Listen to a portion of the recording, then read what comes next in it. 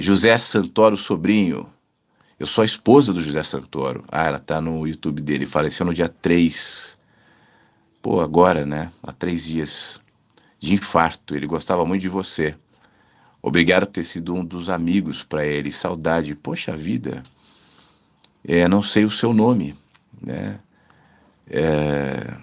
Que você fique bem, tá? Que você se acalme. Essa experiência da morte, eu acredito muito que é uma experiência do tempo. A morte é uma experiência do tempo. A nossa linguagem é uma experiência do tempo, né? O nosso envelhecimento é uma experiência do tempo. O desgaste do corpo, do mundo, é uma experiência do tempo. Tudo que existe no tempo, nosso ser histórico, nosso ego, existe no tempo. E tudo que existe no tempo precisa de começo, de meio e de fim, né? O tempo, ou a morte, no tempo, representa um desfecho de uma história que um dia teve um início. Mas acontece, minha amiga, que a própria ciência, hoje, já há algum tempo, relativiza o tempo. O tempo é relativo. Einstein dizia que, dependendo da nossa. E a ciência concorda com isso, hoje, sem dúvida, já é uma verdade científica, que dependendo da velocidade que a gente se desloca em relação à luz, a nossa relação com o tempo muda. A gente pode experimentar isso de maneira muito cotidiana e muito prática. Por exemplo, imagina você numa estrada andando com seu carro, olhando adiante um outro carro que está vindo ali na outra direção, longe de você. Você está 100 por hora e o outro carro também, né? Na sua experiência no espaço em relação àquele carro, distante 2 quilômetros daquele carro, o deslocamento, ainda que seja 100 por hora teu e daquele carro, lhe parecerá completamente diferente. Parece que aquele carro está lento. Tipo um avião muito alto. Você olha aquela risquinho passando no céu, quanto mais alto ele tiver, mais lento ele parecerá. Como quem olha da janela de um avião a 800 quilômetros por hora, olha para baixo e tem a impressão de que a Terra está parada. Ainda que ele consiga ver um carrinho, um pontinho se deslocando numa estrada, a impressão daquele passageiro, daquele piloto do avião, será a mesma do motorista do carro ao ver o avião, é que aquilo está parado. O que nos evidencia a relação direta entre espaço e tempo. Mais espaço, o tempo corre mais lento.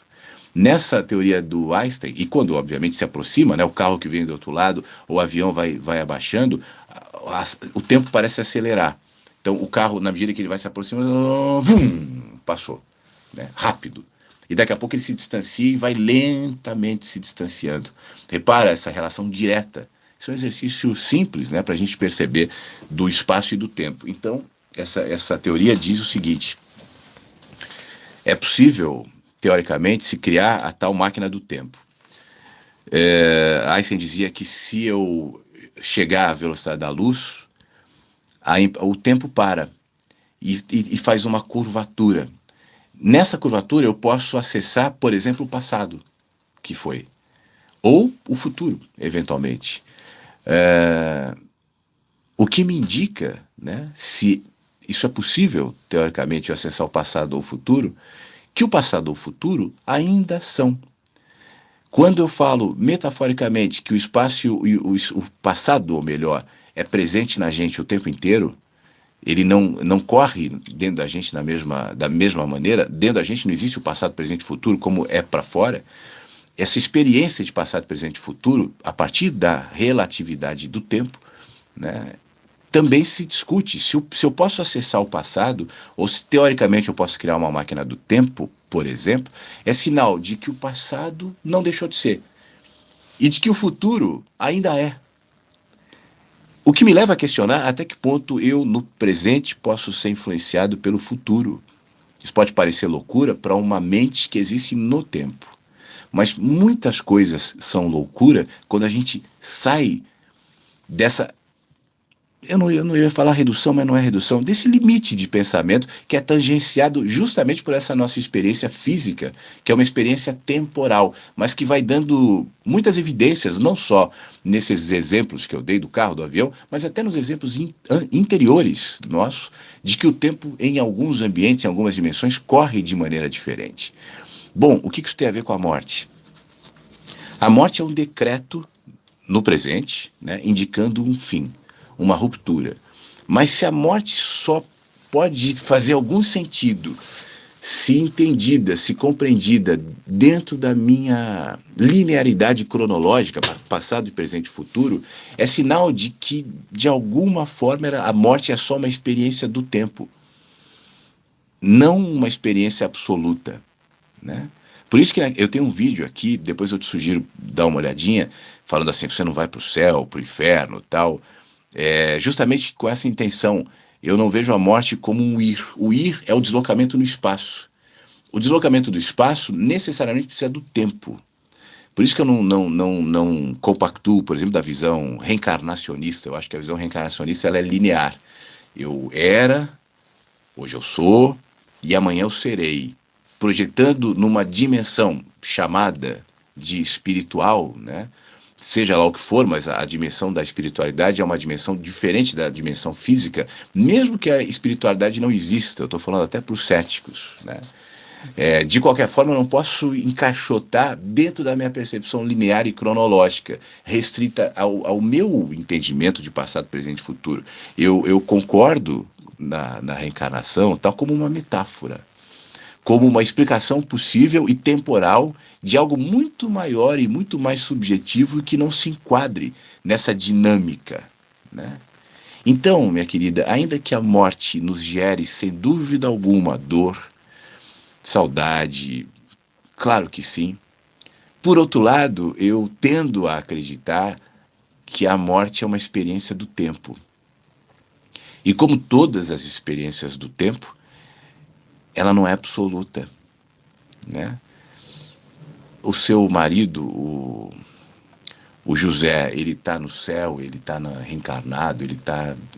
Eu não gosto de entrar nessa área, eu acho que isso é passível de muitas interpretações, mas o que eu gosto de pensar é que se o José deixou de existir na linha do tempo como um ser histórico, o seu marido, né? De alguma maneira, o José sempre existiu e o José sempre vai existir. Ainda que seja na nossa memória e ainda que seja dentro da gente, nessa expressão mais ampla, né, de subjetividade que não é contida nos limites do tempo, como eu disse há pouco. Em nós o tempo não é.